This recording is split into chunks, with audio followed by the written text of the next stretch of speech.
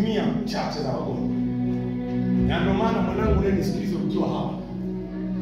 Nikisema mwanao hajakuwa mgonjwa, ukipokea kwa imani mwanangu.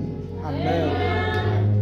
Mimi kabla ya kuingia ufufuo na uzima nilikuwa na matatizo ya kwangu ambayo alikuwa ananipelekea naona ni kama fasheni kwa kushinda hospitalini.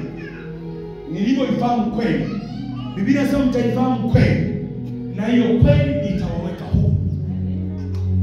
Mjue sana Mungu ili uwe na amani, ndivyo mema yatakujia. Ukimjua Mungu lazima upate mabadiliko. Tulikuwa tunaitwa wagonjwa tu kwenye kini. Tumempata Yesu wa kweli. Yesu ni yote katika yote. Na yeye akasema imekwisha. Alimaliza biashara. Unanielewa? Yaani leo kwanza imekwisha, magonjwa imekwisha, kuchukuliwa imekwisha, kuonewa imekwisha, kuwa dhaifu imekwisha. Maana leo imekwisha kuwa mdhaifu mwanangu. Unanielewa? Ukimwambia kwamba baba amesema sitapeleka hospitali mwanangu au mimi, na kwa imani ukasimamia, mwanangu hospitalini utakwenda kuombea watu.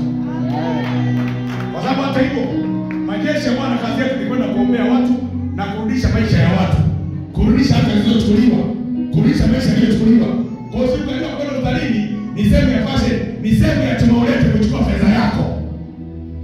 Hiyo na niletee nini? Unanielewa? Yaani sasa hivi kama ulikuwa unashinda hospitalini, sasa hivi nakuhesabia mwezi. Naachilia baraka ya Mungu hapa mwanangu ulioko hapa na mtoto wako. Magonjwa na yazuia kuanzia leo. Nazuia ugonjwa kuanzia leo. Nazuia matatizo kuanzia leo. Nazuia ugonjwa kuanzia leo. Mtoto mdogo utaona, mtu mzima utaona kwa jina la Yesu. Na wanapanga ugonjwa awe mgonjwa yeye kwa jina la Yesu. Kama kuna hapo mtoto ndani ya mwezi, yule ambaye tukimpeleke kule kaambia baba, nimekuletea ukale changamoto baba. Unielewa? Unielewa? Lakini sasa hivi mwanangu, sajili kwenye akili yako kwamba ugonjwa kumbe wewe ulikuwa tumeulete. Kuanzia leo mtoto wangu huyu hajikuumwa, mimi sijikuumwa. Umeelewa? Sajili hivyo na inawezekana. Umenielewa? Inawezekana mauti na uzima. Mauti na uzima huwa katika ulimi. Na wao pendao watakula matunda yake.